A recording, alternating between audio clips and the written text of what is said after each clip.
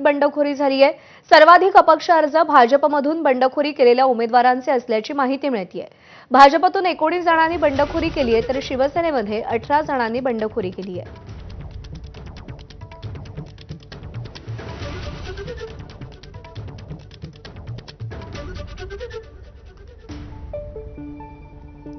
ठाण्याच्या माजी महापौर मीनाक्षी शिंदे यांनी शिवसैनिकांना इशारा दिलेला आहे।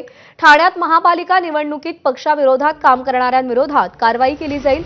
उमेदवारी न मिळाल्याने अपक्ष फॉर्म भरत पक्षाविरोधात काम केल्याचा मीनाक्षी शिंदे यांनी आरोप केलेला आहे।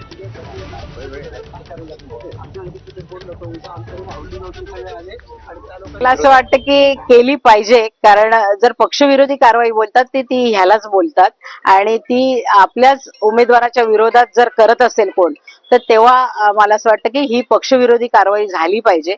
आता साहेब त्याच्यावर निर्णय घेतील, कारण आजचा आणि उद्याचा दिवस आहे, किती लोक माघार घेतात ते त्याच्यातून कळेल।